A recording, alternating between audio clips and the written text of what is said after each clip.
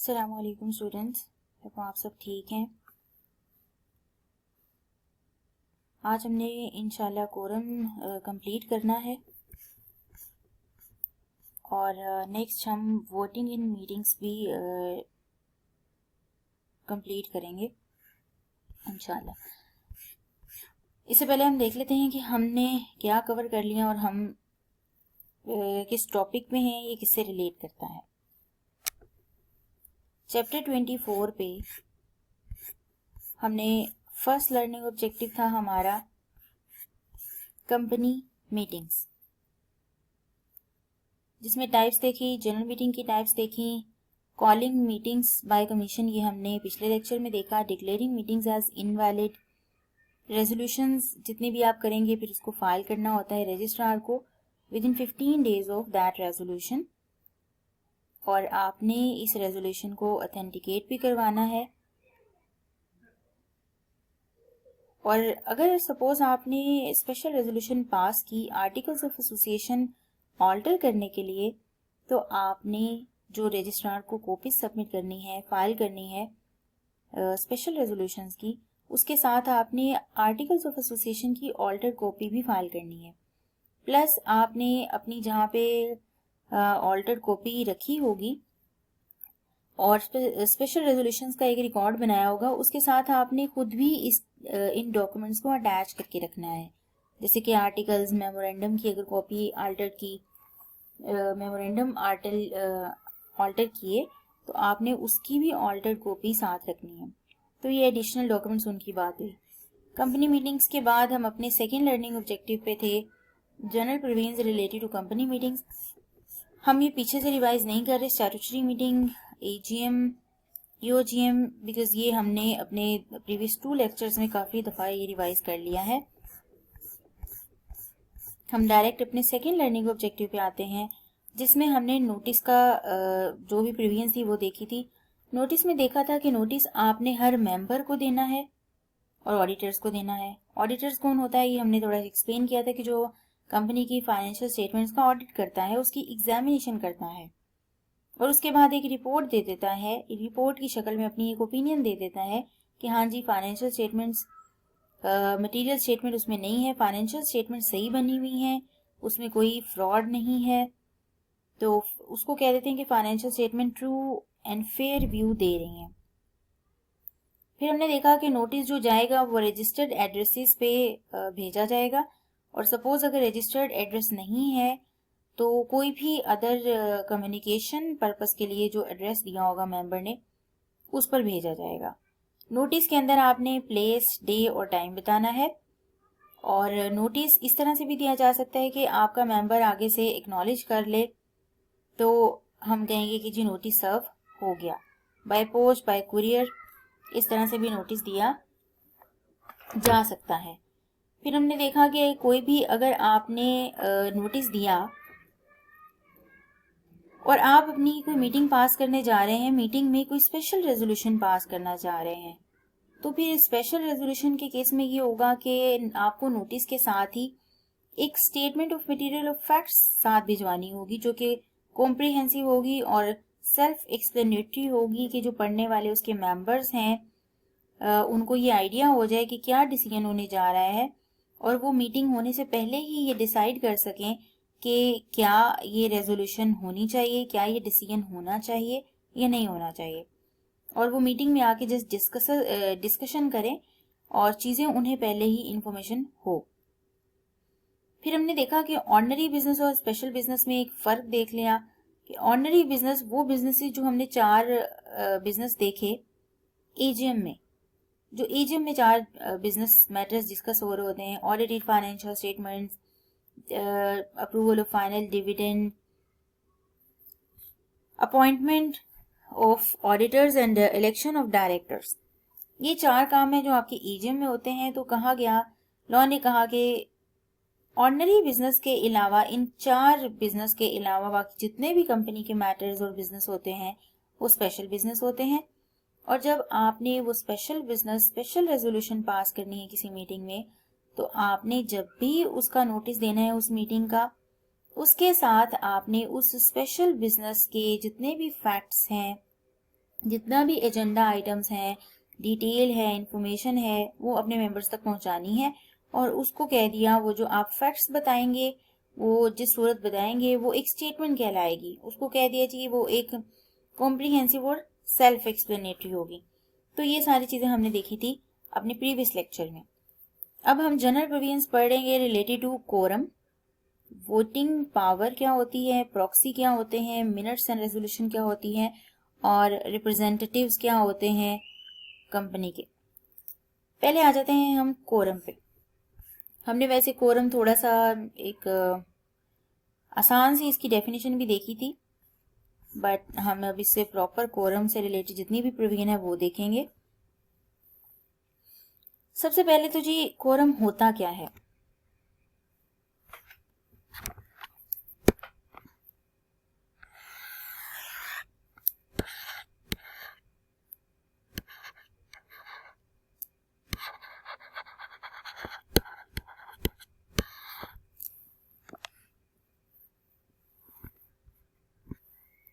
Class में announce करना है कि जी नेक्स्ट डे टेस्ट होना चाहिए या नहीं होना चाहिए। हम डिसीजन क्या करना चाह रहे हैं, next day test should be conducted और नॉट।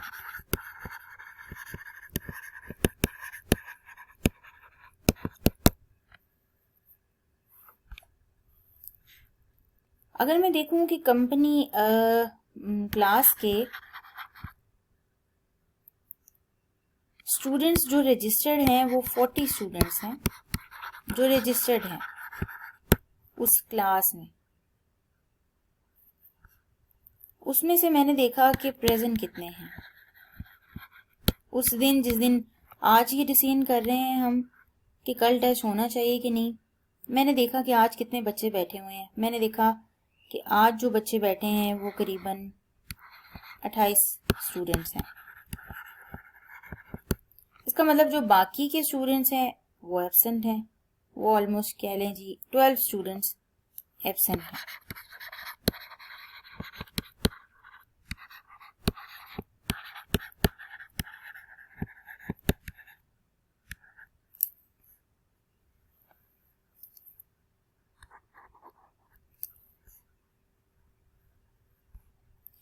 अच्छा जी, अब ये कल टेस्ट होना चाहिए या नहीं होना चाहिए। ये जो 12 स्टूडेंट एब्सेंट है ये तो बेचारे अब अपना हक खो चुके हैं। ये अगर इस आज आए होते तो हम डिसीजन जो भी कर रहे होते तो ये उसमें पार्टिसिपेट करते और डिसीजन को चेंज कर लेते। अब ये जो 12 लोग आए हैं ये तो अब कुछ नहीं हो सकता इनका। अब ये जो 28 लोग आए हैं, मेरा सवाल अब ये है कि यहाँ पे सोचने वाली बल्कि बात ये है कि जो 28 स्टूडेंट्स आए हैं क्या उनके पास इतनी पावर है कि वो इस बात का डिसीजन ले सकें। सारे के सारे मिलके भी अगर ये 28 कहें जी हाँ जी कल टेस्ट हो जाना चाहिए तो क्या ये डिसीजन हो जाएगा। इन 12 स्टूडेंट्स की कोई वर्थ नहीं है।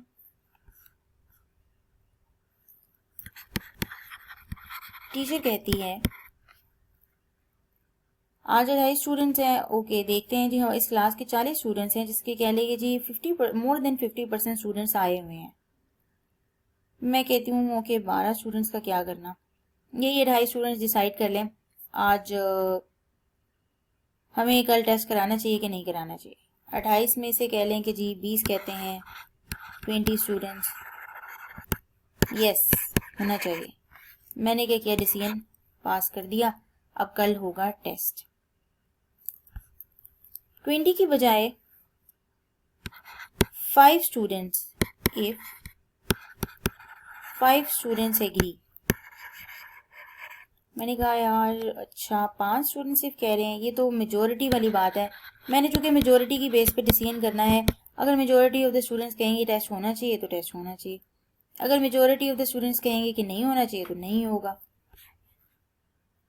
लेकिन बात कहाँ से चेंज हो जाएगी, ये एक सिनेरियो था। अब एक दूसरा सिनेरियो करते हैं, ये सिनेरियो 1 है। अब सिनेरियो 2 करते हैं।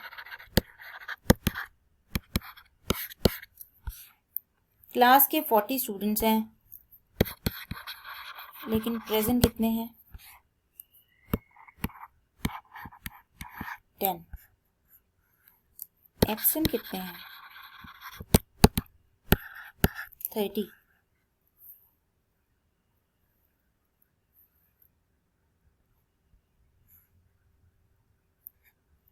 स्टूडेंट्स एब्सेंट हैं। अब टीचर ने डिसीजन करना है कि टेस्ट होना चाहिए कि नहीं होना चाहिए।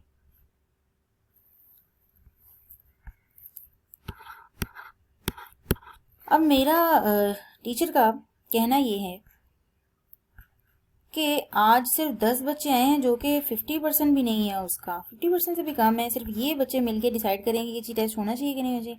अब ये बाकी जो एब्सेंट है इसकी भी वर्थ बढ़ जाएगी, तो डिसीजन होगा ही नहीं।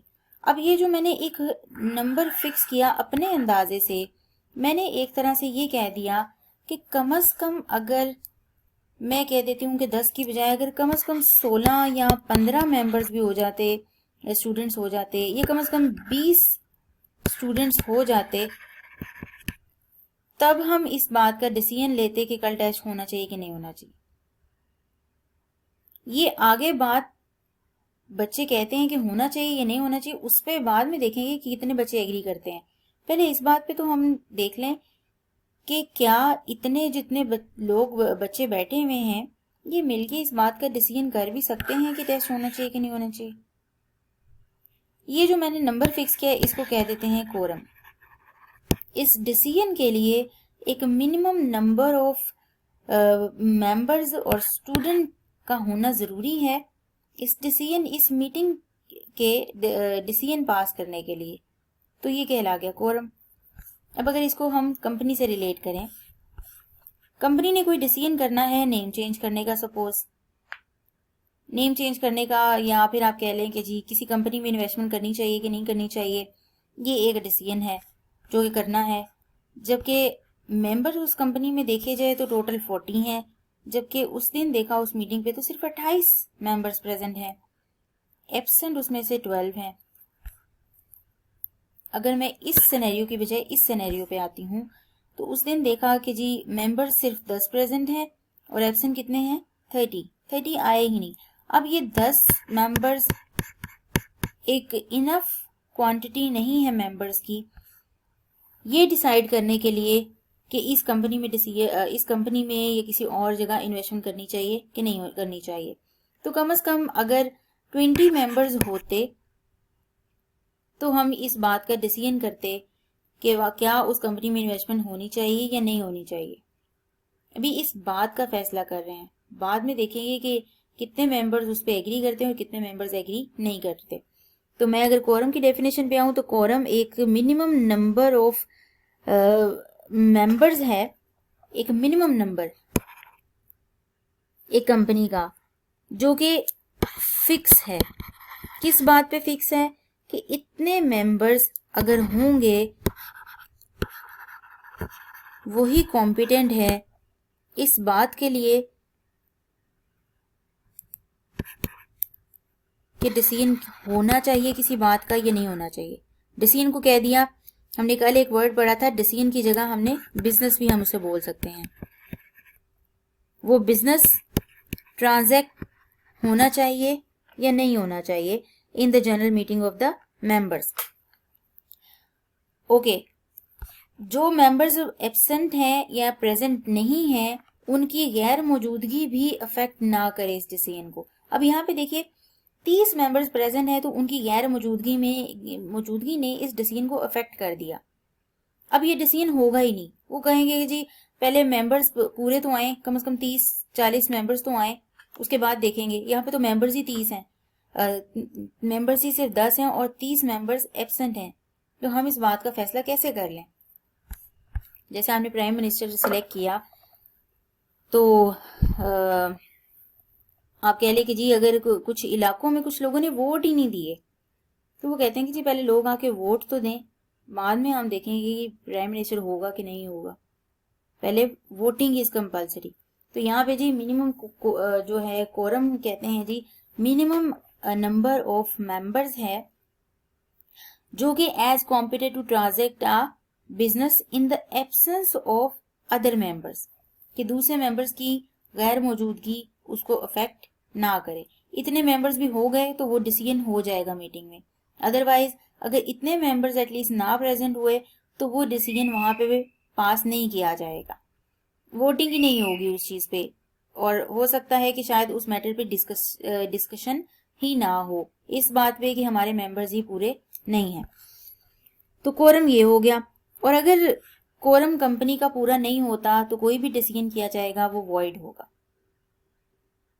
5 लोग इकट्ठे मिलके, मेंबर्स 100 हैं लेकिन उसमें से 5 मेंबर्स इकट्ठे मिलके कोई डिसीजन कर लें तो वो जो भी मैटर होगा वो फिर एप्लीकेबल नहीं होगा, वो वॉइड होगा, ये लॉ ने कह दिया है। अब द नेक्स्ट क्वेश्चन इज कि कोरम कौन डिसाइड करता है, किस कंपनी का कितना कोरम होता है। एक पब्लिक कंपनी है, एक प्राइवेट कंपनी है, तो उस कंपनी में कोरम कितना है, क्या वो कंपनी खुद डिसाइड करती है या लॉ ने कहा है कि इतने मेंबर्स कम से कम होने चाहिए। ओके, लॉ हर जगह आएगा आपका, लॉ आके ये चीजें बताएगा कि क्या चीजें नहीं होनी चाहिए। वो ये नहीं कहेगा कि क्या चीजें होनी चाहिए, वो कहेगा क्या चीजें नहीं होनी चाहिए। यहाँ पे जब लॉ आता है तो लॉ आके बताएगा कि बाकी कंपनीज का मुझे पता नहीं, लेकिन मैं कुछ कंपनीज का बता देता हूँ, इन कंपनीज के बारे में तो होना चाहिए। वो रिमेनिंग हम फिर खुद अज्यूम कर लेते हैं। पहले उसने कहा कि जी वो 3 तरह के बारे में बताएगा। पहला तो जी पब्लिक कंपनी। पब्लिक कंपनी और लिस्टेड कंपनी के लिए लॉ बहुत ही सारा कंसर्न है, उसके रेगुलेटर्स भी बहुत ज्यादा कंसर्न है, क्योंकि पब्लिक कंपनी आपको पता है कि पब्लिक का इंटरेस्ट इन्वॉल्व है, पब्लिक का पैसा इन्वॉल्व है, उसमें पब्लिक ने इन्वेस्टमेंट की हुई है। तो रेगुलेटर्स भी आर मोर कंसर्न कि वहां पे अब जहां पब्लिक के पैसा है तो वो उसके पैसे को गलत इस्तेमाल ना किया जाए। ऐसा ना हो कि 3-4 लोग वहां पे डायरेक्टर्स जिनको बिठाया है वो मिलके कुछ फ्रॉड श्रॉड करें, उनके पैसे उड़ा के ले जाएं। तो पब्लिक आ गई है, अब उनके पब्लिक को इंटरेस्ट को सेव करना है। पब्लिक कंपनी में उसने कहा, पहले तो लॉ ने कहा कि आप जितने मर्जी ज्यादा सारे मेंबर्स कोरम के सिलेक्ट कर लें अपने आर्टिकल्स में, मुझे परवाह नहीं है, लेकिन एटलीस्ट वाली बात मैं बता देता हूँ। एटलीस्ट वाली, कम से कम इतने लोग होंगे। उसने मैक्सिमम नहीं कहा, उसने ये नहीं कहा कि ज्यादा से ज्यादा और ये फिक्स है इतने ही। उसने कहा कि कम से कम इतने मेंबर्स होंगे। अब ये जो मैं बताने लगा हूं, बाकी आप अपने आर्टिकल्स में जितने मर्जी फिक्स कर लें। फिर अगर आप अपने आर्टिकल्स में लिख देते हैं कि इतने मेंबर्स होने चाहिए, फिर उतने ही होंगे। लेकिन एटलीस्ट मैं बता देता हूं, ये बात हमने पहले भी पढ़ी है जब हम पढ़ रहे थे चैप्टर 20 में आर्टिकल्स का टॉपिक, आर्टिकल्स ऑफ एसोसिएशन। वहां पे हमने देखा था कि articles of association are basically the bylaws, सब रूल्स आप कह लें, जो आपकी डेली रोजमर्रा लाइफ में, कंपनी के रोजमर्रा मामलात में जिन मामलात से उसको क्या कह लीजिए वास्ता पड़ता है, उसके कवानीन, उसके कुछ लॉज और छोटे छोटे रूल्स बनाए जाते हैं जो वो आर्टिकल्स में लिखे जा रहे होते हैं। तो आपके पता है कि आर्टिकल्स आपके मेमोरेंडम के सबऑर्डिनेट होने चाहिए, ओवर रूल नहीं करने चाहिए, और मेमोरेंडम आपका एक्ट जो मेन है उसके सबऑर्डिनेट होना चाहिए। तो जो आपके आर्टिकल्स हैं इनडायरेक्टली वो मेमोरेंडम और लॉ जो एक्ट है आपका, दोनों के सबऑर्डिनेट होने चाहिए, ओवर रूल नहीं करने चाहिए। अब ये जो लॉ ने एटलीस्ट कोरम बताया है, इसको हम बारी बारी देख लेते हैं। पहले उसने कहा कि जो पब्लिक कंपनी है, पब्लिक में भी पब्लिक लिस्टेड कंपनी,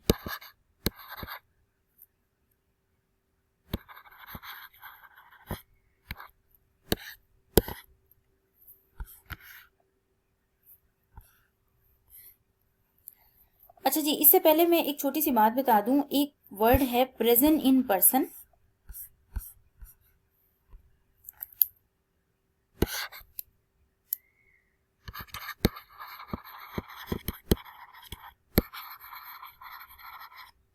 और एक है थ्रू प्रॉक्सी। प्रॉक्सी का आगे हम टॉपिक भी पढ़ेंगे। प्रेजेंट इन पर्सन से मुराद ये है कि आप मेंबर हैं, आप खुद जाके उस मीटिंग को अटेंड कर रहे हैं पर्सनली, फिजिकली, आप खुद गए। प्रॉक्सी का ये मतलब है कि आप खुद नहीं गए, लेकिन आपने एक और बंदे को अपॉइंट कर दिया अपने बिहाफ पे, अपॉइंट ऑन योर बिहाफ, कि तुम मेरे बिहाफ पे चले जाओ और जो भी वोटिंग शोटिंग है, मेरे पास जो भी वोट्स वगैरह हैं वो तुम रिप्रेजेंट करोगे और जाके वोट दे देना। जैसे आप लोग करते हैं कि जी मैं नहीं हूं, जाके अटेंडेंस लगा देना मेरी। तो आपने वो प्रॉक्सी लगाया, आप खुद नहीं गए लेकिन आपने किसी और के थ्रू अपना बंदा भिजवा दिया और जाके जी उसने आपकी अटेंडेंस लगा दी। इसी तरह मेंबर खुद नहीं आया लेकिन मेंबर ने एक और पर्सन को पर्सनली भेज दिया। अब वो पर्सन आप नहीं है, वो कोई और पर्सन है। वो मेंबर है या नहीं है ये आगे हम उसकी जो प्रॉक्सी की प्रोविजंस हैं वहां पे देखेंगे।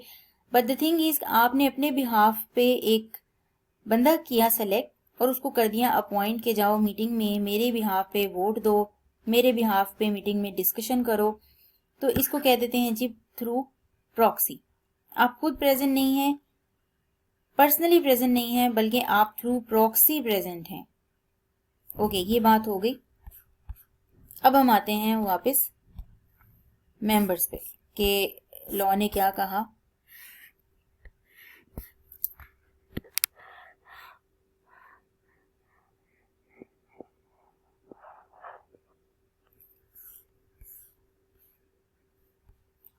ओके, पब्लिक लिस्टेड कंपनी में उसने कहा कि 10 मेंबर्स होंगे कम से कम, जो कि प्रेजेंट होंगे पर्सनली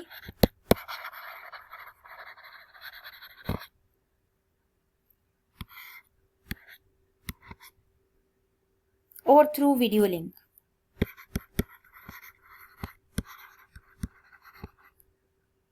वीडियो लिंक वाली बात अगर आपको याद हो तो हमने जब एजीएम वाला टॉपिक पढ़ा था तो एजीएम में जब हमने नोटिस की बात देखी थी कि नोटिस 21 दिन पहले जाएगा और नोटिस के बाद हमने प्लेस देखा था कि एजीएम वहां पे होगी जहां पे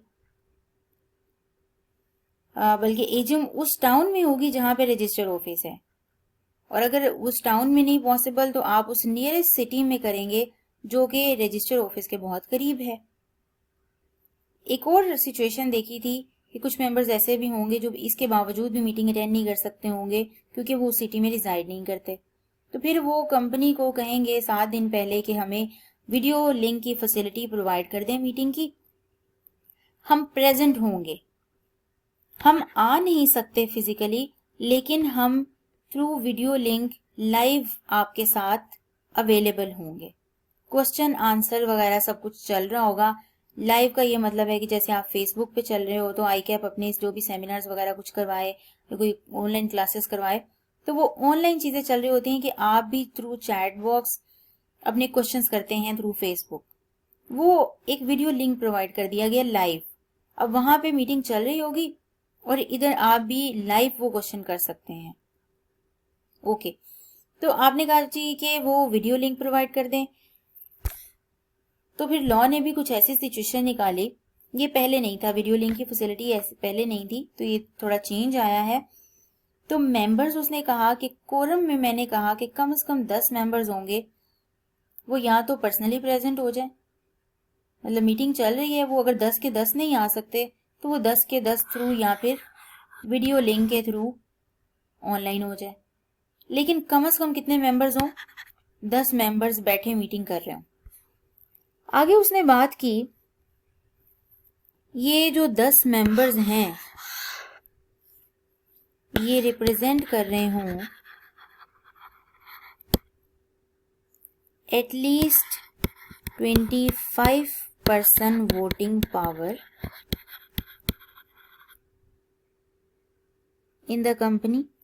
अब ये जब वोटिंग की बात आई इसमें भी उसने 2 बातें की, either on their own account या फिर थ्रू प्रॉक्सी। अब यहाँ पे क्या बात की, अब ये जो दो कंडीशंस हैं ये दोनों फुलफिल होना एट अ टाइम ज़रूरी है। पहली कंडीशन ये और ये दूसरी कंडीशन है वोटिंग पावर। पहली है कि 10 मेंबर्स, उसने क्वांटिटी बताई, कम से कम 10 मेंबर्स हों। वो 10 मेंबर्स अगर 10 के 10 नहीं आ सकते तो कम से कम वीडियो लिंक के ज़रिए अवेलेबल हो जाए। फिर कहा दूसरी कंडीशन कि वो जो 10 मेंबर्स प्रेजेंट हैं, आपने ये देखना है कि वो कम से कम पूरे जो कंपनी की वोटिंग पावर है उसका कम से कम 25% रिप्रेजेंट करते हों। यानी कि वो मेंबर्स 10 हैं, सपोज उनके पास 10% वोटिंग पावर बनती है, तो इसका मतलब कोरम पूरा नहीं हुआ। आपको और मेंबर्स इकट्ठे करने पड़ेंगे, क्वांटिटी के हिसाब से कोरम पूरा है, लेकिन वोटिंग पावर उनके पास सिर्फ और सिर्फ अभी 10% हुई है, तो वोटिंग पावर वो एटलीस्ट 25% रिप्रेजेंट कर रहे हों। अब यहाँ पे है एक चीज नहीं, इधर ऑन देयर ओन अकाउंट,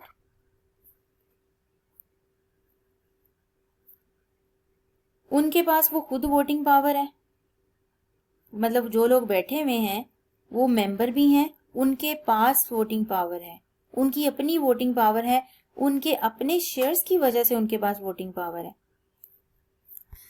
ये जो मेंबर्स बैठे हैं इसमें से एक बंदा एज अ प्रॉक्सी बैठा है।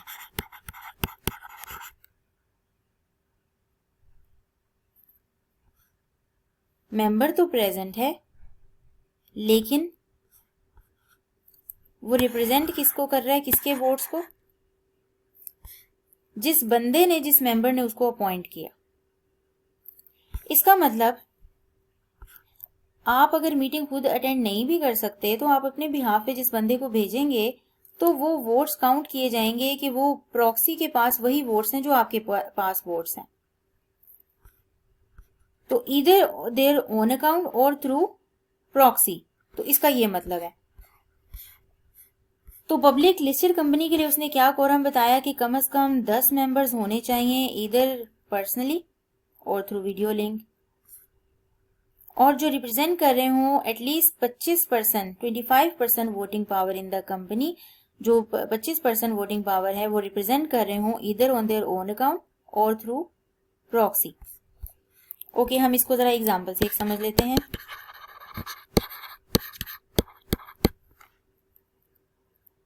एक पब्लिक लिस्टेड कंपनी की मीटिंग हो रही है, मेंबर्स प्रेजेंट हैं 11, वो सारे मेंबर्स वोटिंग पावर रिप्रेजेंट कर रहे हैं टोटल। इन सारे मेंबर्स की जब वोट्स कैलकुलेट किए तो वो सारे कितने बनते थे, 15%। अब बताइए कोरम पूरा हो गया? कोरम पूरा नहीं हुआ, क्योंकि इन सारे मेंबर्स की मिला के देखना है कि 25% वोटिंग पावर होनी चाहिए। एक और एग्जांपल, मेंबर्स हैं 12, जिसमें से सिर्फ 5 मेंबर्स पर्सनली अटेंड कर रहे हैं और बाकी के जो 7 हैं वो वीडियो लिंक के थ्रू अटेंड कर रहे हैं। ये जो 12 मेंबर्स हैं इनकी जब हमने वोटिंग पावर देखी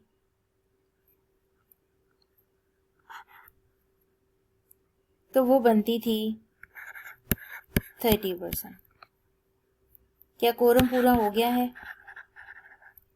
कोरम बिल्कुल पूरा हो गया है, क्योंकि आपको पता है कि मेंबर्स चाहे पर्सनली प्रेजेंट नहीं भी हैं तो वो कम से कम 10 मेंबर्स तो हैं वहां पे, और वो थ्रू वीडियो लिंक भी अगर प्रेजेंट है तो कोरम पूरा हो जाता है, और प्लस 25% से ज्यादा वोटिंग पावर है तो कोरम पूरा हो गया है।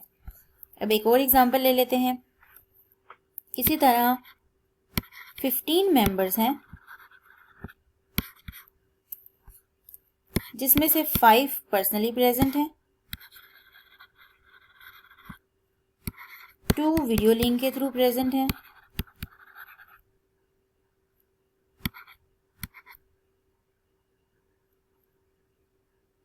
इसमें से अगर मैं पर्सनली पे भी आऊं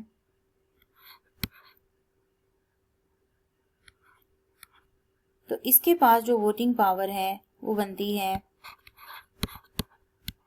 10%,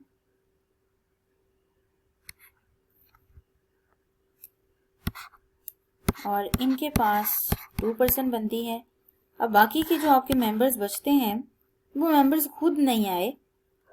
आपके ये 7 मेंबर्स हो जाएंगे, बाकी आपके बचेंगे 8 मेंबर्स। वो 8 मेंबर्स खुद नहीं आए, लेकिन उनकी जगह जो पर्सनली प्रेजेंट हैं वो और पर्सन्स हैं। कह लें कि जी 8 बंदे बैठे हैं, वो प्रॉक्सी हैं और वो रिप्रेजेंट कर रहे हैं ऑब्वियसली उन मेंबर्स को जो कि प्रेजेंट नहीं हैं।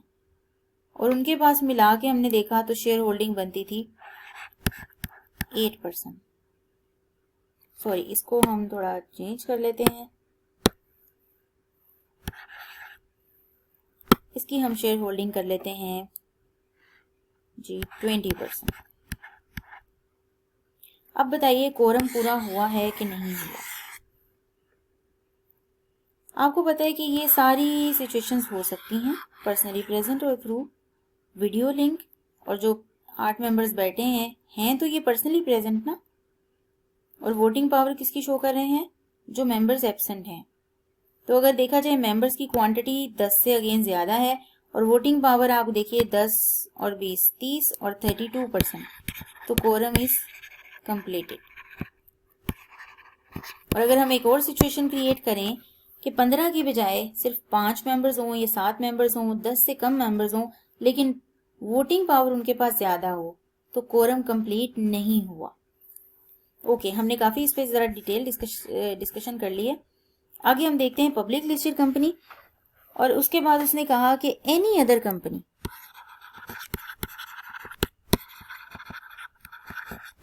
हैविंग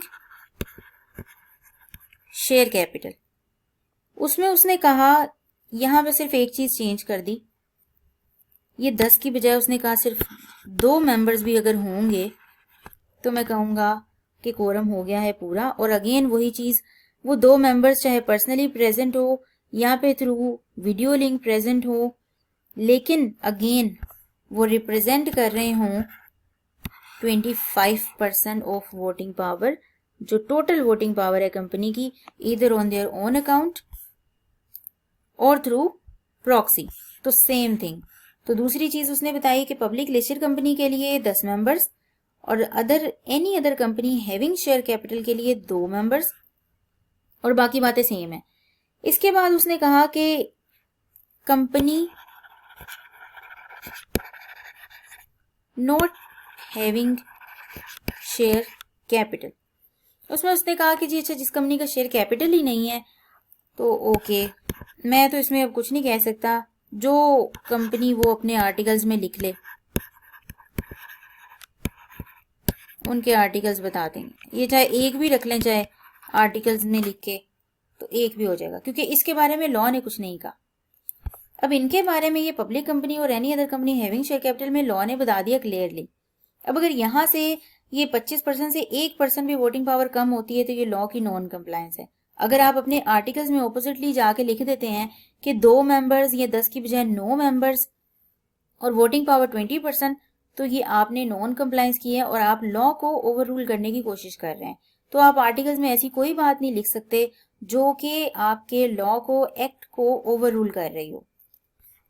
तो इन 2 केसेस में तो लॉ ने बता दिया। अब जिस केस में लॉ ने कुछ नहीं कहा, उसमें आप अपने आर्टिकल्स में चाहे एक बंदा कोरम लिख लें, चाहे 2 बंदे कोरम लिख लें, वोटिंग पावर चाहे 25% की जगह आप 20% कर लें, ये आपकी मर्जी। इसके बाद उन्होंने कहा कि अब देखिए, मीटिंग होती है तो मीटिंग में मेंबर्स को बुलाया जाता है। अगर मेंबर्स टाइम पे नहीं आते, ऑब्वियसली हमारे तो रिवाज है लेट पहुंचने का, और फिर बैठ के इंतजार किया जाता है उनका कि वो टाइम पे आ जाएं और हमारा कोरम पूरा हो जाए और हम मीटिंग डिस्कस कर सकें, कम से कम कुछ मामला डिस्कस हो सकें। जैसे क्लास में भी 5 मिनट इंतजार किया जाता है बच्चों का कि बच्चे टाइम पे आ जाएं तो हम अपना काम शुरू करें। तो ऐसे ही लॉ ने भी अभी कुछ इस तरह कहा है कि अगर सपोज कोरम पूरा नहीं होता, उसमें भी उसने कहा 2 सिचुएशंस हैं। अगर तो कोरम पूरा नहीं होता within half an our, आधा घंटा इंतजार किया जाए कि आपने सपोज 10 मेंबर्स कहा कि लॉ ने कहा पब्लिक लिस्टेड कंपनी के लिए 10 मेंबर्स प्रेजेंट पर्सनली और थ्रू वीडियो लिंक, तो वो 10 मेंबर्स की जगह 2 मेंबर्स हैं, 3 मेंबर्स हैं, 4 मेंबर्स हैं, अभी तक कोरम पूरा नहीं हुआ, आधा घंटा इंतज़ार कर लीजिए। लेकिन अगर आधा घंटे इंतज़ार करने के बाद भी कोरम पूरा नहीं हुआ, फिर आप देखिए कि ये मीटिंग बुलाई किसने थी।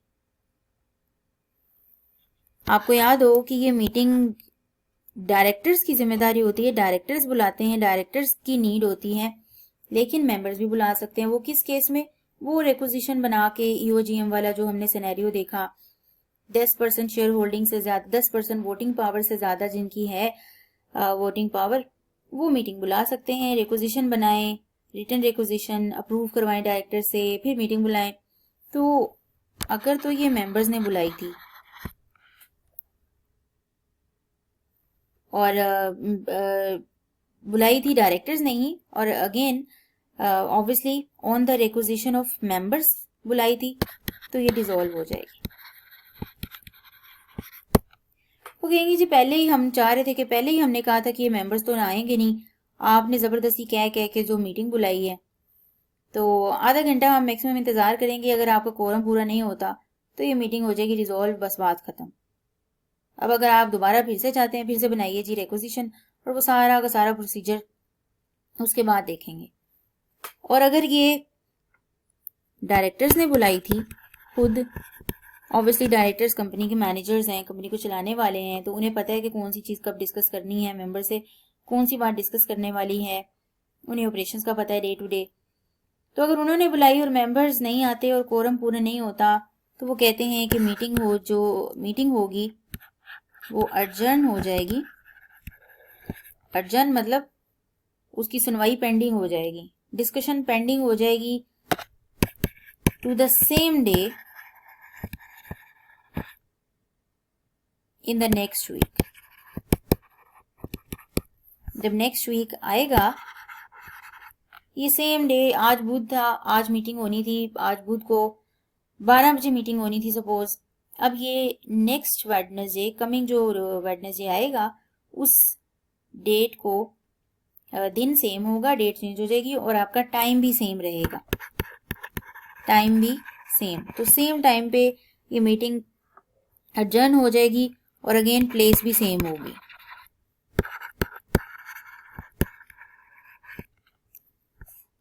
अब आगे यहाँ पे एक और क्वेश्चन, अगर सपोज ये जो अर्जेंट मीटिंग पे नेक्स्ट वेडनेसडे आता है और अगेन आधा घंटा इंतजार किया और कोरम वहां भी पूरा नहीं हुआ, अर्जेंट मीटिंग पे भी कोरम पूरा नहीं हुआ,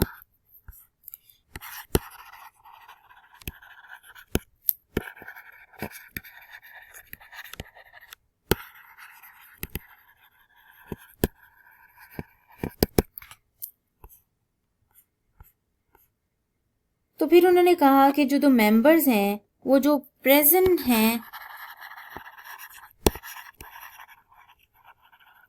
पर्सनली और वीडियो लिंक,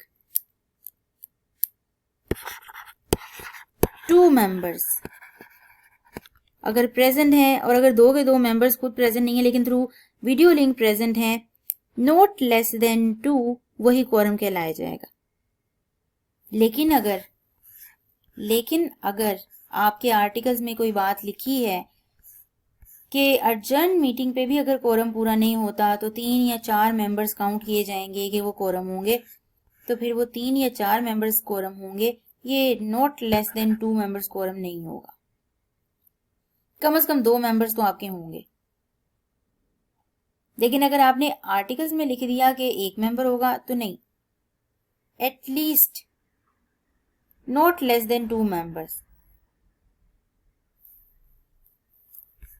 और आर्टिकल्स में अगर आपने लिख दिया जी 3 और 4, तो फिर आर्टिकल्स की बात मानी जाएगी, फिर ये अर्जेंट मीटिंग पे कोरम वाली बात पे फिर लॉ कुछ नहीं कहता, वहां पे फिर आप अपने आर्टिकल्स की बात सुनेंगे।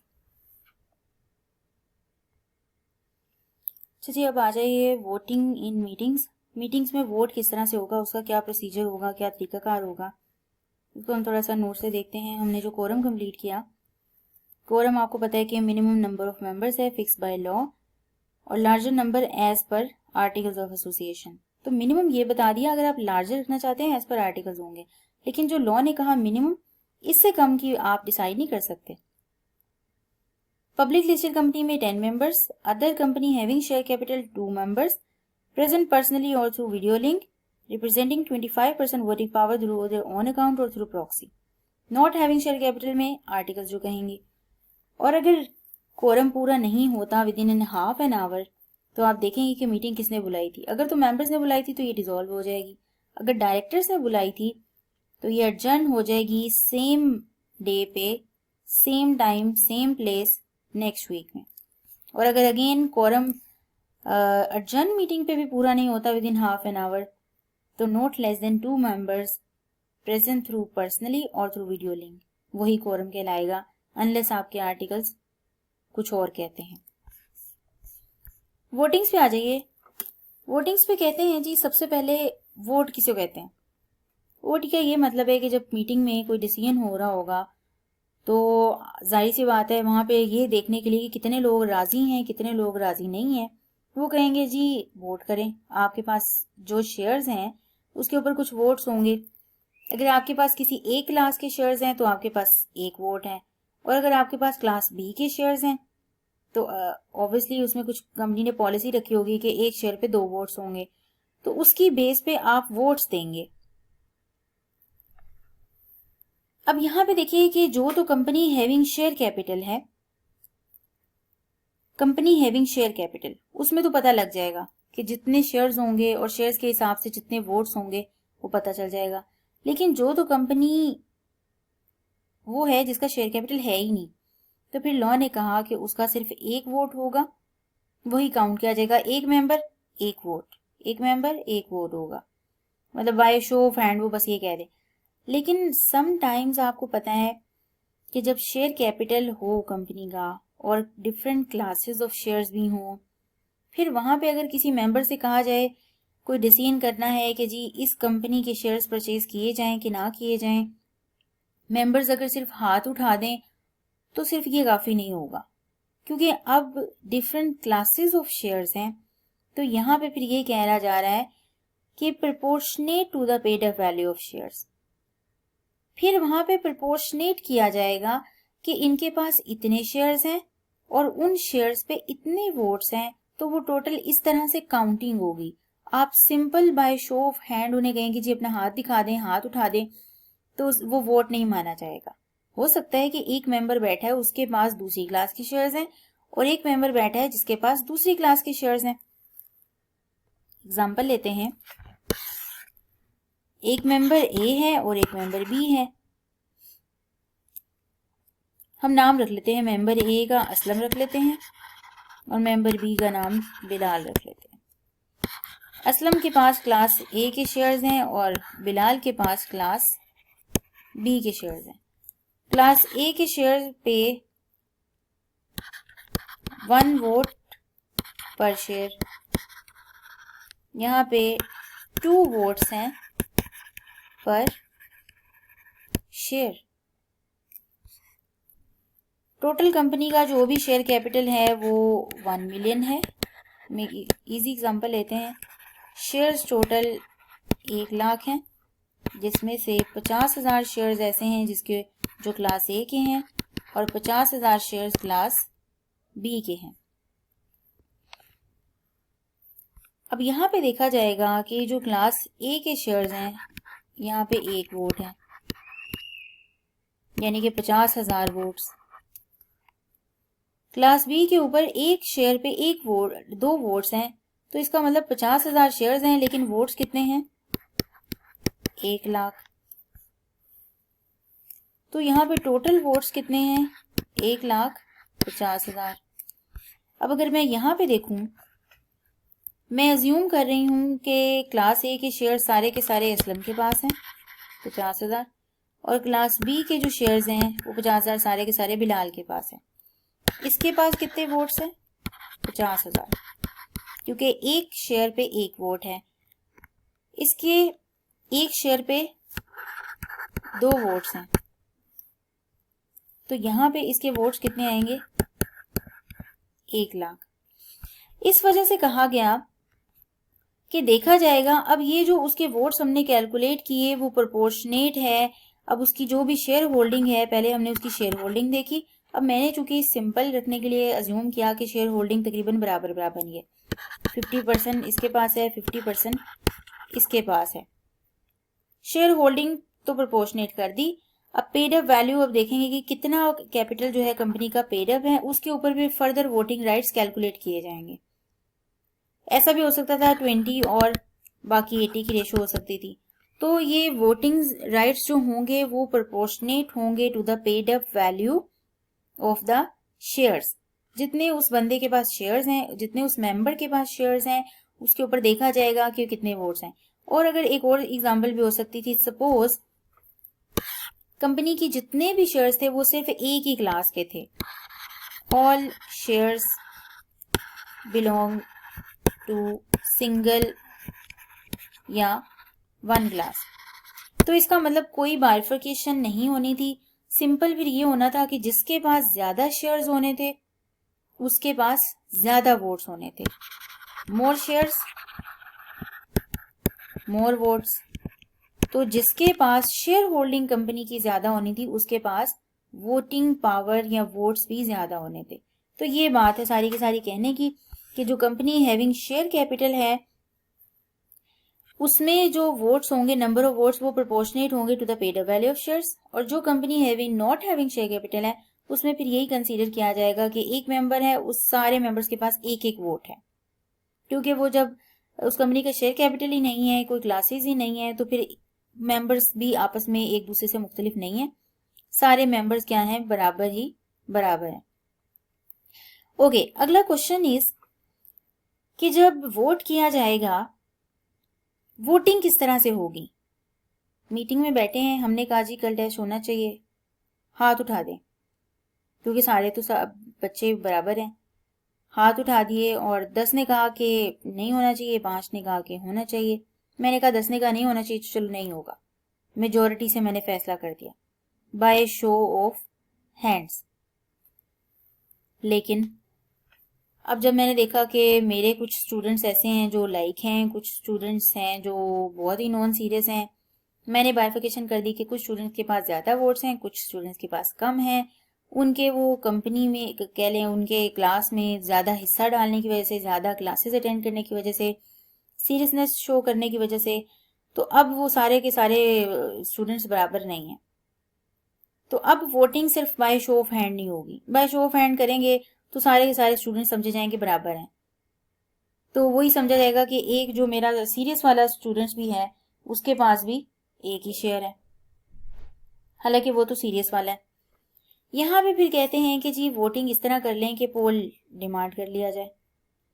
पोलिंग क्या मतलब कि वोट कास्ट किए जाएं, बाकायदा बाइफिकेशन की जाएगी कि अच्छा जी आप सीरियस हैं, अच्छा मैंने बाइफिकेट कर दिया, जो सीरियस बच्चे हैं उसके पास 3 वोट्स हैं और जो दूसरे बच्चे हैं उसके पास 1 वोट है। अब वो जो दूसरे बच्चे हैं वो एक से ज्यादा वोट दे ही नहीं सकते, और अब वो जो अच्छे वाले बच्चे हैं उनके पास 3 वोट्स हैं, यानी कि वो अपनी एक हाँ करेंगे तो वो 3 हाँ मानी जाएगी, और एक ना करेंगे तो वो 3 ना मानी जाएगी। इसको कहते हैं पोलिंग।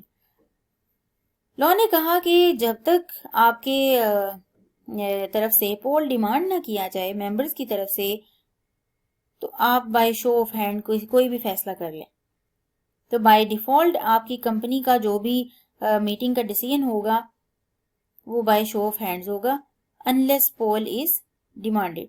और जो पोल के फिर बाद में रिजल्ट्स आएंगे, वोट कास्ट किए जाएंगे, वो देखे जाएंगे इसके बच्चे के पास ये वाला शेयर था, ये सीरीज वाला बच्चा था, इसके पास 3 वोट्स हैं, 3, इस तरह कैलकुलेशन करके तो जो रिजल्ट होगा वो इस कंपनी का जो चेयरमैन है और यहाँ पे क्लास में टीचर अनाउंस करेगा। ओके, तो बाय पोलिंग पे आप कब जाएंगे, अगर जो है पोल डिमांड किया जाए।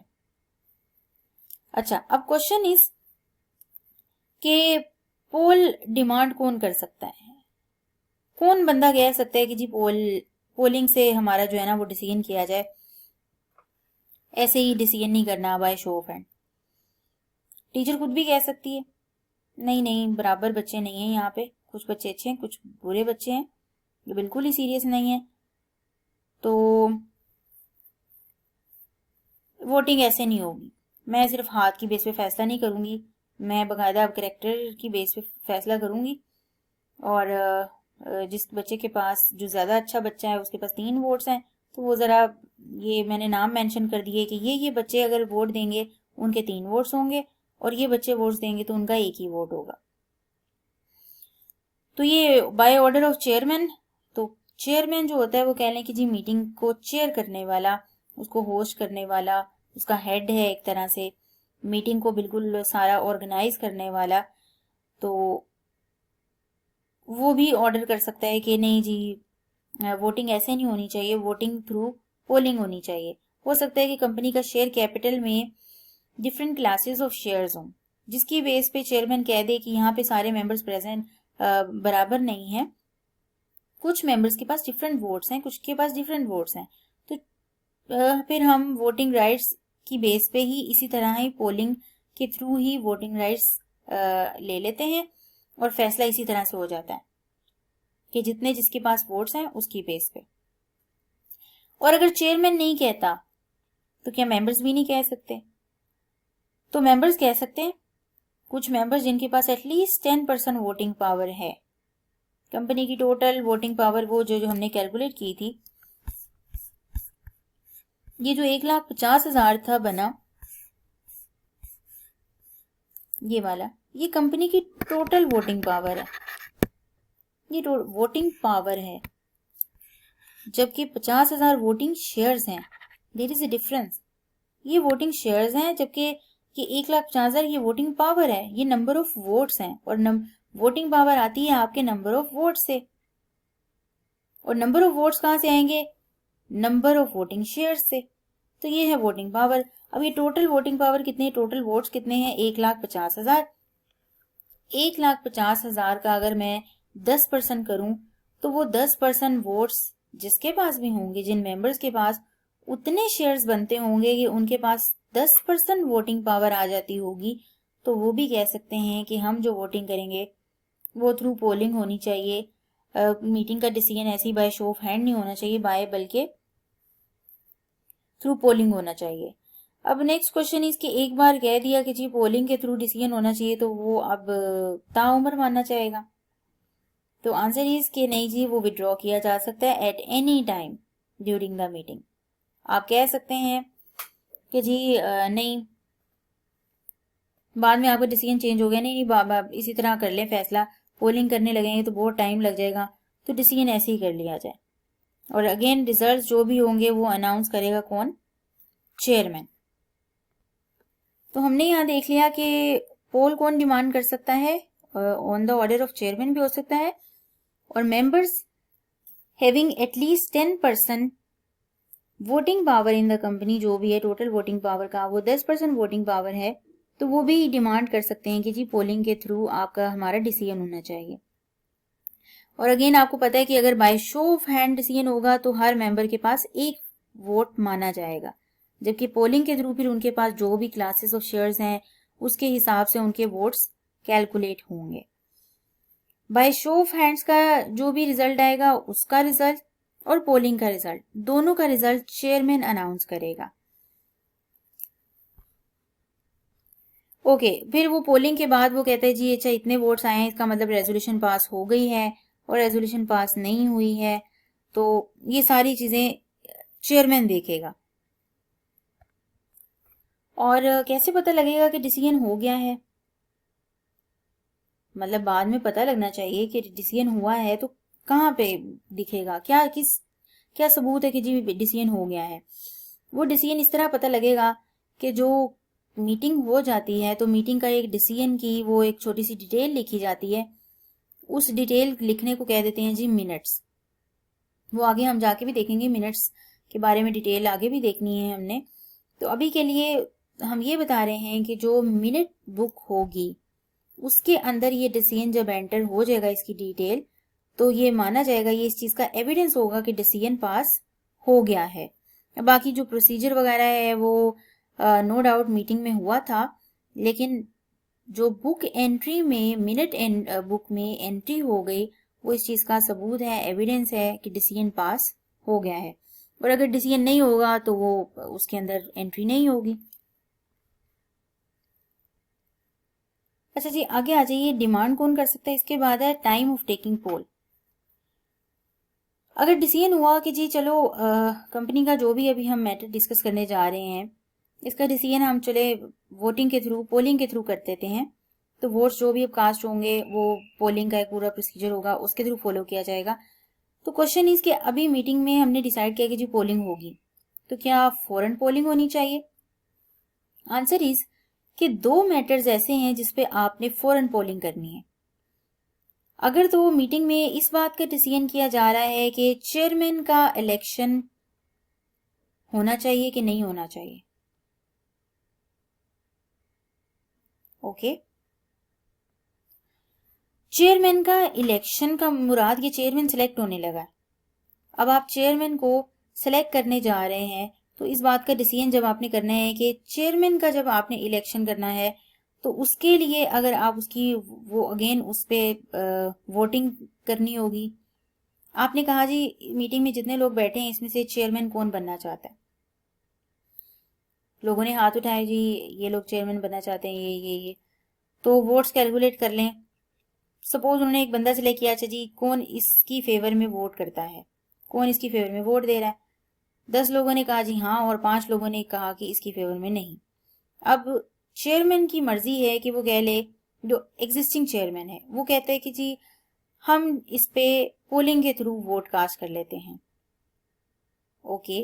पोलिंग के थ्रू करते हैं, तो क्वेश्चन आया कि क्या वो पोलिंग फौरन होगी?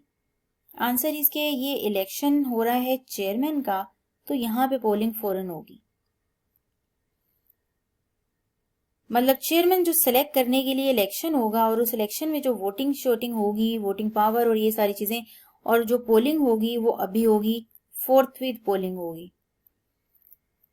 आगे क्वेश्चन एक और चीज पे उसने कहा जी कि जो दूसरा मैटर है वो ये, मीटिंग में लोग बैठे थे, मसला चल रहा था, अभी मीटिंग चल ही रही थी कि टाइम खत्म हो गया, तो पूछा गया जी, चेयरमैन ने पूछा मीटिंग एडजर्न कर लें या अब कैरी करें, कंटिन्यू करें इसको।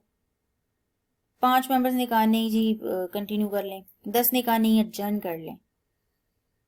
तो कहा जी कितने बंदे वोट देते हैं, वो तो बाय शो ऑफ हैंड उसने 10 ऐसे कैलकुलेट कर लिए कि अच्छा जी 5 कह रहे हैं कि अभी कर लें और 10 कह रहे हैं नहीं एडजर्न कर लें। वो कहते हैं कि ठीक है, हम ना जरा एडजर्नमेंट ऑफ मीटिंग पे जरा वोटिंग कर लेते हैं, पोलिंग कर लेते हैं, हम वोट कास्ट करवा लेते हैं। कितने बंदे कहते हैं कि जी मीटिंग एडजर्न होनी चाहिए, कितने बंदे कहते हैं मीटिंग एडजर्न नहीं होनी चाहिए।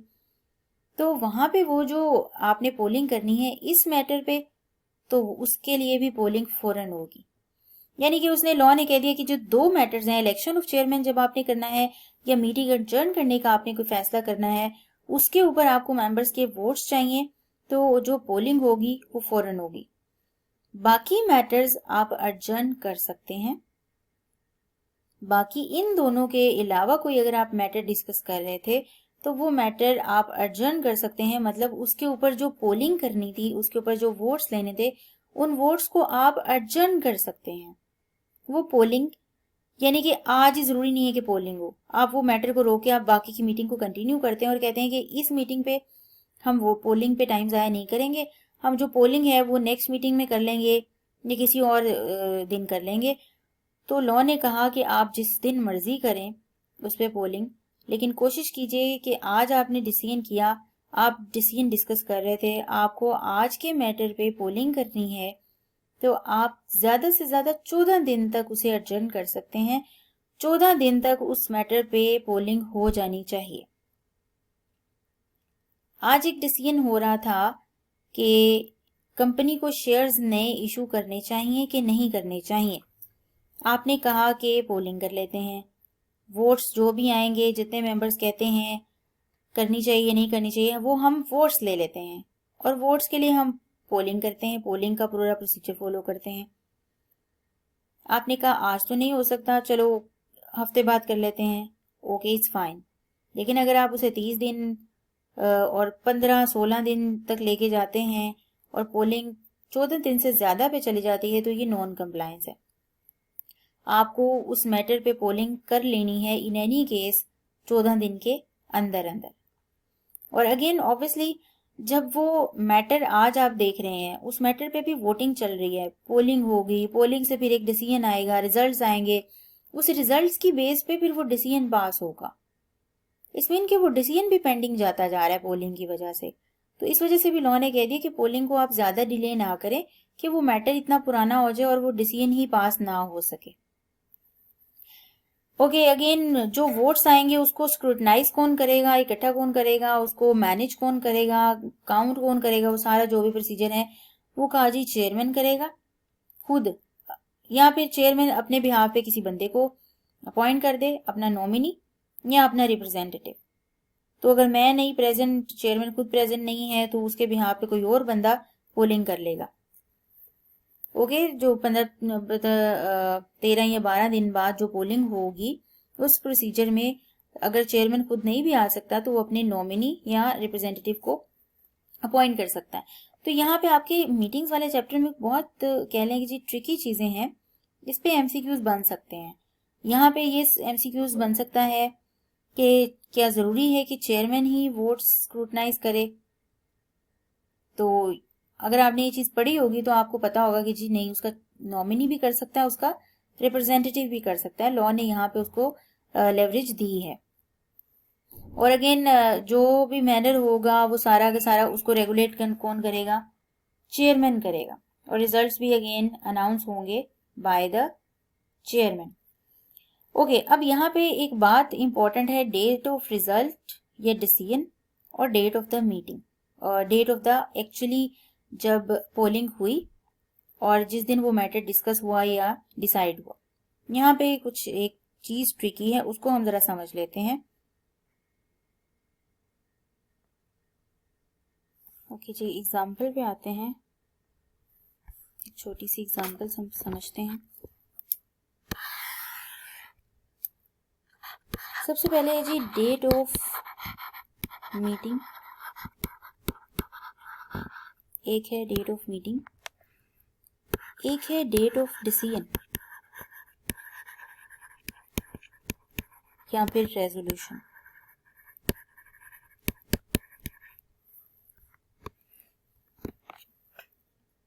आज क्या डेट है जी, हम कोई भी एक डेट फर्ज कर लेते हैं, 1 अप्रैल 2020। इस मीटिंग में ये बात डिस्कस की जा रही थी कि कंपनी न्यू शेयर्स इशू करे या ना करे। न्यू शेयर्स इशू का मैटर डिस्कस कर रही थी।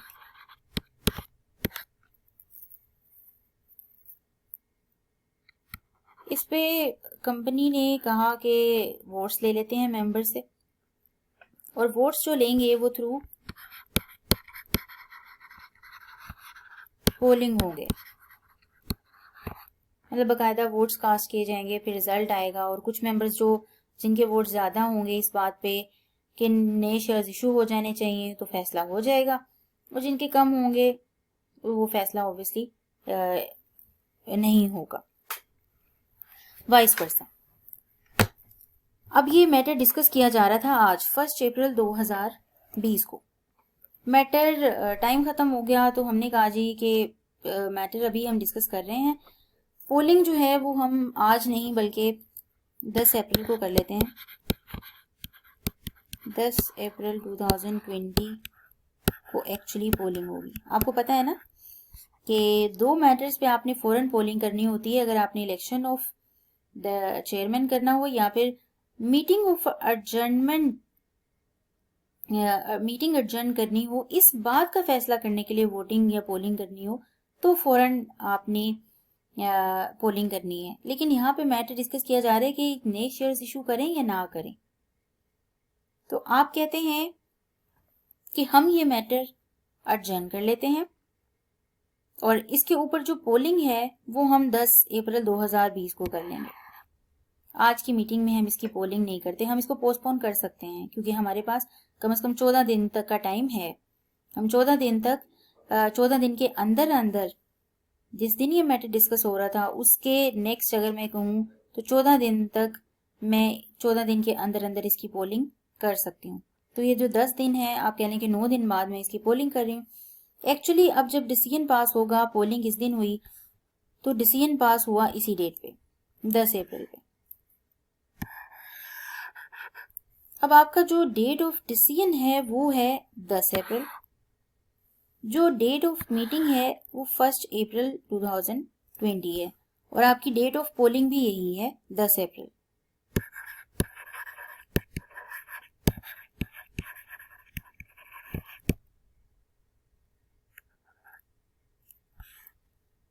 बात ये की जा रही है कि ये जो डिसीजन पास हुआ, इस डिसीजन की डेट वो डेट मानी जाएगी जिस दिन ये एक्चुअली डिसीजन पास हुआ, ना कि वो डेट जिस दिन ये मैटर डिस्कस किया जा रहा था। उस दिन मैटर डिस्कस जरूर किया जा रहा था, लेकिन ये मैटर का कोई फैसला नहीं हुआ था। उस मैटर का फैसला अब ये पोलिंग के बाद आज इस डेट पे इस मीटिंग पे हुआ है। शायद ये तीसरी या चौथी मीटिंग चल रही हो, इस मीटिंग में हुआ है। तो डेट ऑफ जो डिसीजन होगी वो ये कहलाई होगी, ये मानी जाएगी। ये आपकी डेट ऑफ डिसीजन है।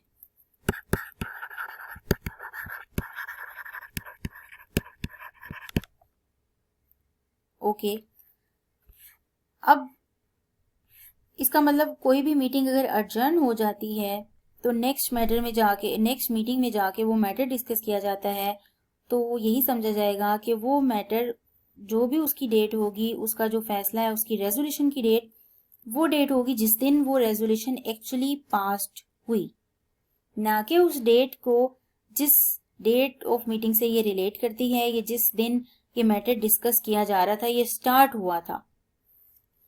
डिसीजन जिस दिन हुआ वो डेट ऑफ रेजोल्यूशन होगी, ये डेट मानी जाएगी। ओके, दूसरी बात,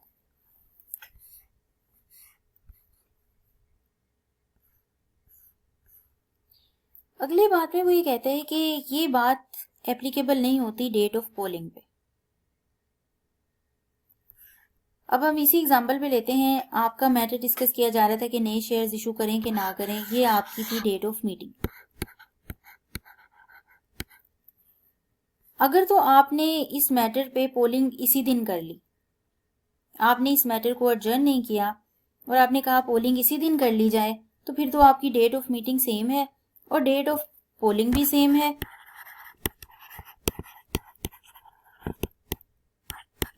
तो फिर डेट ऑफ डिसीजन भी सेम होगी।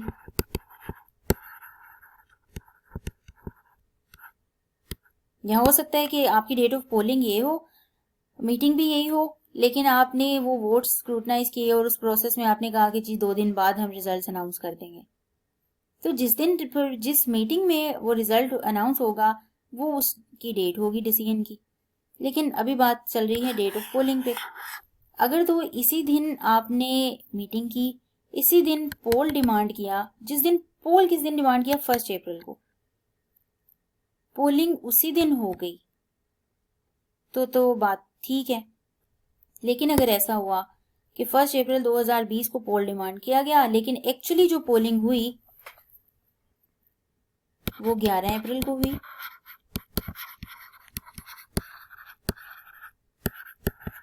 एक्चुअली पोलिंग 11 अप्रैल को हुई, तो जो डेट ऑफ पोलिंग है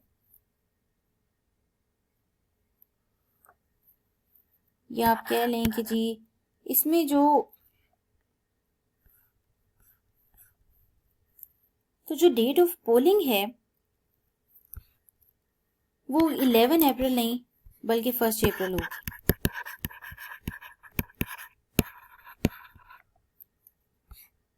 जिस दिन पोल डिमांड किया गया था, जिस मीटिंग में ये पोल डिमांड किया गया था, वही उसकी डेट ऑफ पोलिंग होगी, चाहे उसका रिजल्ट 11 अप्रैल को अनाउंस हुआ। ओके, अब एक और सिचुएशन के डेट ऑफ पोलिंग आपकी वही 1 अप्रैल है। क्यों मानी जा रही है? क्योंकि आपका पोल डिमांड किया गया था 1 अप्रैल को। रिजल्ट चाहे आपका 11 अप्रैल को अनाउंस हुआ, आपका रिजल्ट अनाउंस हो गया, आपने कहा कि जी अभी पोलिंग तो हमारी हो गई है, हम एक्चुअली ये डिसीजन कब पास करेंगे, हम नेक्स्ट मीटिंग में इस पे फर्दर डिसाइड करेंगे कि जी ये रेजोल्यूशन पास करनी भी चाहिए कि नहीं करनी चाहिए, इस मैटर पे फर्दर डिस्कशन देखेंगे। तो रेजोल्यूशन जिस मीटिंग में पास हो वो उसकी डेट होगी उस डिसीजन की, जिस दिन वो एक्चुअली पास हुई,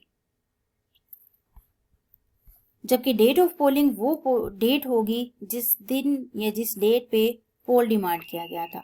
ये थोड़ी सी कह लें कि जी ट्रिकी है, ये हम आहिस्ता आहिस्ता आगे भी देखेंगे। हम जब मिनट्स और रेजोल्यूशन पढ़ेंगे वहां पे भी ये चीज़ दोबारा से मैं इसको एक्सप्लेन करूंगी, तो हम इसको थोड़ा वहां पे भी डिटेल में थोड़ा समझ लेंगे। बुक से आते हैं, मैंने कोशिश की है कि इस तरह से आपको समझाया जाए कि ताकि बाद में आप अगर बुक पढ़ें तो आपको वो चीज़ समझ आ सके। अगर हम बुक पे आते हैं तो बुक में ये कुछ इस तरह से लिखा हुआ है, It is significant to note that the resolution passed at an adjourned meeting is considered to have been passed on the day on which it is actually passed and not on any earlier date. Resolution आपने जिस दिन पास की, चाहे वो matter जितना मर्जी अर्जन हो के पहली मीटिंग से वो शुरू हुआ था, वो अर्जन हो के डिसीजन ही नहीं हुआ उस पर, वो डिसीजन हुआ ही नहीं, तो वो जिस डेट पे या जिस मीटिंग पे जाके डिसीजन होगा वो डेट उस डिसीजन की डेट मानी जाएगी। आगे लाइन पढ़ते हैं, However, this shall not be the case with the date of poll. यहां तक बात खत्म होती है। ये जो आगे उसने बात लिखी है उसको जरा एक्सप्लेन करती हूं मैं। This shall not be the case with the date of poll. अब ये वो जो ऊपर वाला केस है ये डेट ऑफ पोल के साथ नहीं होगा। एक थी यहाँ पे डेट ऑफ मीटिंग और एक थी date of resolution. Date of meeting different थी और डेट ऑफ रेजोल्यूशन वो जिस दिन एक्चुअली रेजोल्यूशन पास हुई वो डेट हो गई, जबकि पोलिंग के केस में ऐसा नहीं होगा। इसका मतलब डेट ऑफ मीटिंग डिफरेंट और डेट ऑफ पोलिंग डिफरेंट नहीं होगी। Being other than the date of meeting itself, यहाँ पे वो ये बताने की कोशिश कर रहा है कि अगर आपकी डेट ऑफ मीटिंग डिफरेंट हो जाती है किसी वजह से, यानी कि पोल उसी मीटिंग में नहीं हो सका, आप पोलिंग किसी और मीटिंग में जाके करते हैं, किसी और डेट पे करते हैं, तो आपकी obviously date of meeting different हो जाएगी और डेट ऑफ पोलिंग डिफरेंट हो जाएगी।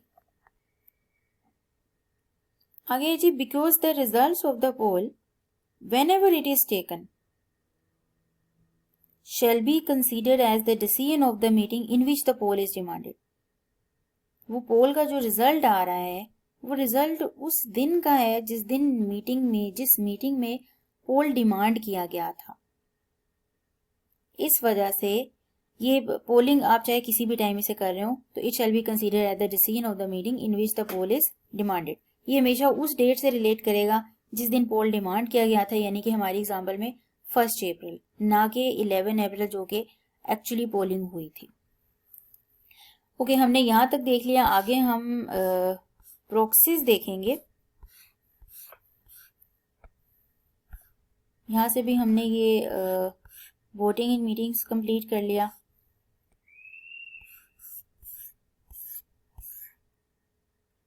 कोरम भी हमारा कंप्लीट हो गया।